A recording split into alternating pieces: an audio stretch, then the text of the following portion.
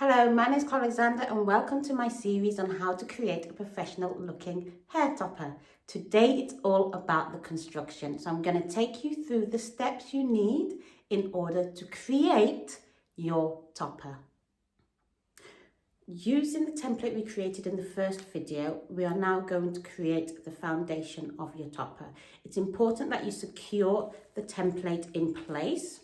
Now, the template should not at this point be secured on your actual live person. This should be on a mannequin only. The reason why is because you're going to pop some pins in to secure it, and you definitely don't want to be doing this with a live person. So you will pull it in the location that you want it to be worn. So it's in central location. Remember, you've got your guides front to back, side to side. That will help you. And then you're going to use some pins to secure it in place. Pins on either side will be fine.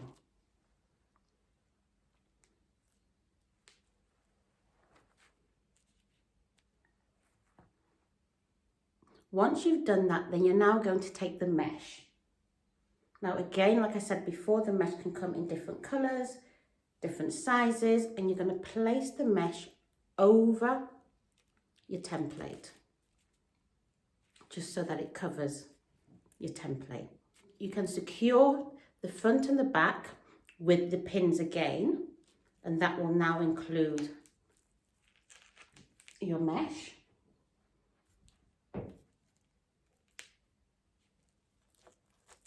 Okay, front, and there's one at the back. And now what we're going to do is trace. Ideally, you'd want to use a different colour to the mesh, otherwise you will not see it. So I'm using some white chalk. And you're just going to trace around the actual mesh itself.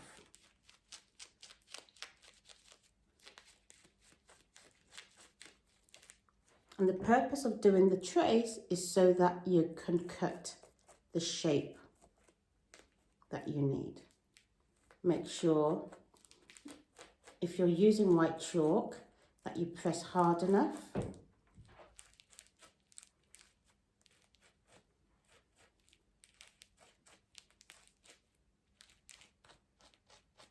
Again, you can use all different types of mannequin, so it doesn't have to be the one that I'm showing in this demonstration. But what you want to have is something that is comparable to the size of a person's head. So don't use a dolly's head, for instance, because that may not necessarily work. You trace it all the way around. You can go over it if you're not sure. And as you can see, I'm going over it in layers. You should start to see the trace that I'm doing. All the way around. And this is going to form your foundation.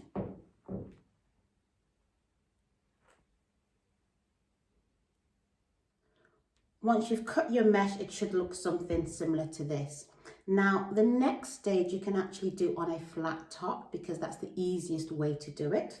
And we're going to be working first of all with the lace closure. Now, remember when I told you we had different types of closures that we could use, and I opted to use the lace closure. So this is again the example of the lace closure as you can see it. And it's called lace because essentially the material base that it's made of is referred to as lace. Now, the simplest way to install this lace closure onto your mesh is by putting the lace closure on the table or on the flat surface that you have decided to work with, like that, and then putting your mesh on top so that you can see into the lace closure. So you place it with the hair facing downwards and the mesh on the upside side, and then you put the mesh that you've created directly on top of it. Now what you want to do is you want to get the front portion. This is the front portion, and the reason why you know it's the front portion is because it's the bit that's got the extra lace on there. Don't worry about the extra lace at this point. It might be if you purchase the lace closures that they may have already cut this section off, but if they haven't cut it off, you can just leave it at this point. I'll show you exactly what we're going to do with it later. So you'd have that in the central position, and then you would put your mesh on top. Now, you want to make sure that the front of the mesh is close to the front of your lace, or whatever parting or closure you've decided to do. And then you want to make sure that it's in the middle as well. And that's the reason as to why I am placing the mesh on top, because you can see exactly where the mesh is and you can adjust it accordingly. Now, the next thing you're going to do is secure it in place temporarily with pins, just so that it doesn't move. And I would say that you secure the pins on either side.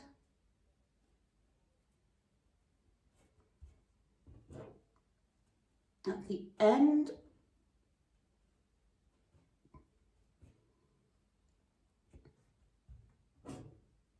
and you can also secure it on top. Okay, so I've used 4 pins there to secure that in place. Now, the next thing that we're going to do is we're going to sew this lace portion that we have onto the actual mesh that we've created.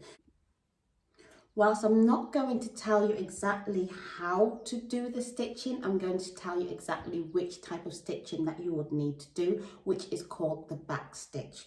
The other thing that I'm going to say is that when you are stitching, do not stitch the front. So the front portion will be left open with no stitches. And when you stitch around the sides, the back, and the other side. Leave the front bit open, and I'll tell you the reason why later.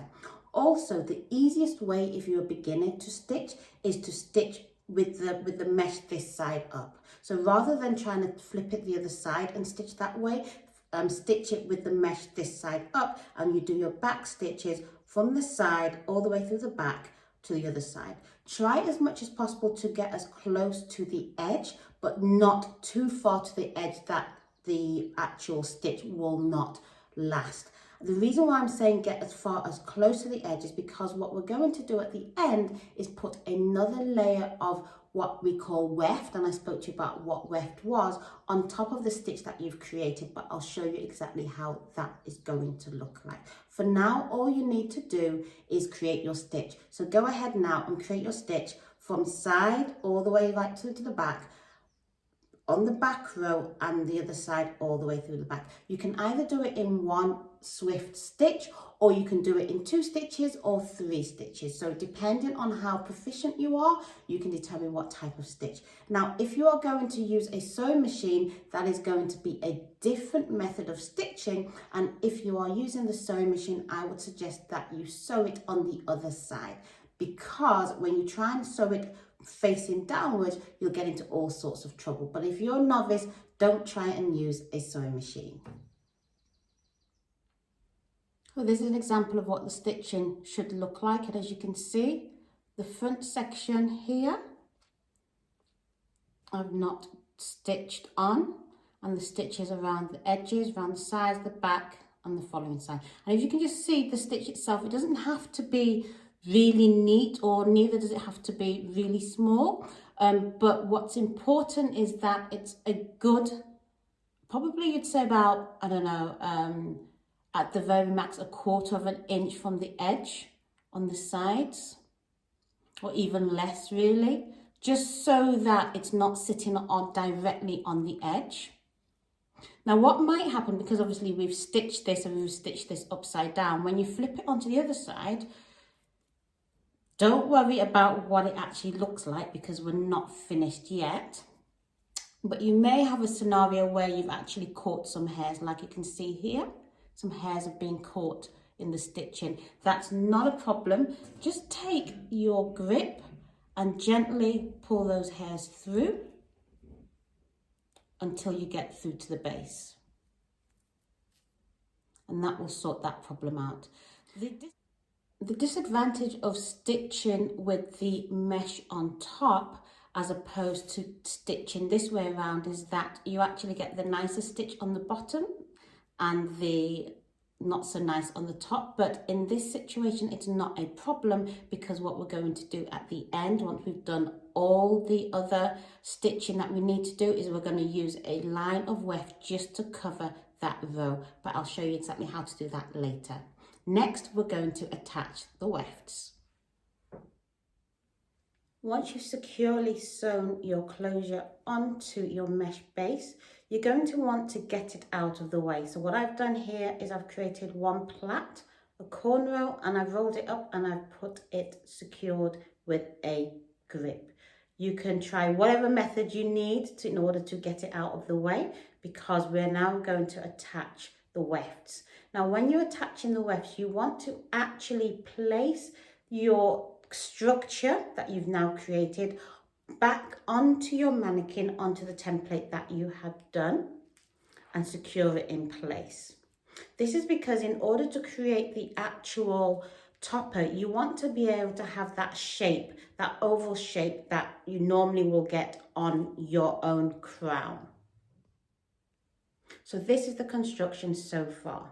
As you can see, I have placed the closure on top of the mesh, and the mesh is now attached onto the template that I created, and the template is attached onto the mannequin. The next step that we're going to do is start to put the wefts on. As we spoke before, the wefts have to be split, so make sure that you have split your wefts down. Otherwise, you will not be able to get your needle through, and you're going to end up with a more bulky solution than you actually want to have. Now, what's important is that when we lay the wefts, we first of all start with the perimeter. So that's the outside layer of the weft, and then we go inwards towards the closure. The perimeter is probably the most important weft that you lay, because if you do not lay this correctly, then the end result is not going to look as good as you would like it to. Now, when we are laying the wefts, we go from side to side.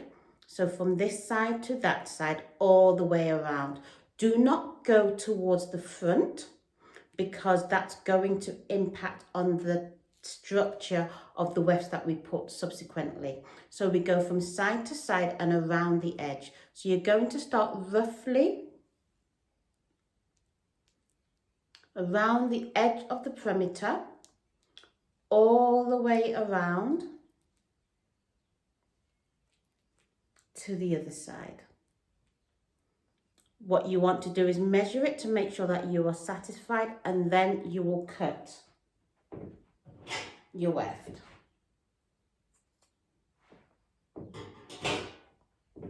Measure it again. So again, it's going from the edge all the way around the back. This is the perimeter, so this should go as close to the base of the mesh as possible.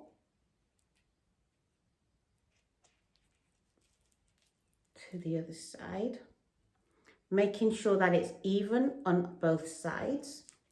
You think that it's not even, then there's not a problem in cutting some more weft.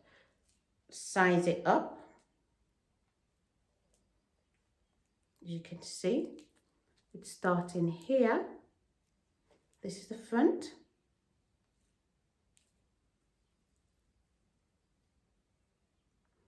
That's slightly larger, I would say. Slightly larger than what I'd like it to be, so I'm just going to cut a little bit more off.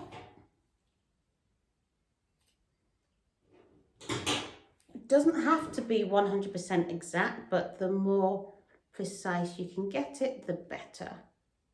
Again, going round, through. Okay, and once you're satisfied, just tack that with pins so that it doesn't move, and then you will do your sewing. And again, we're going to be doing the back stitches directly onto the weft itself. And once you've done the first layer, then you just repeat the process until you get towards the top.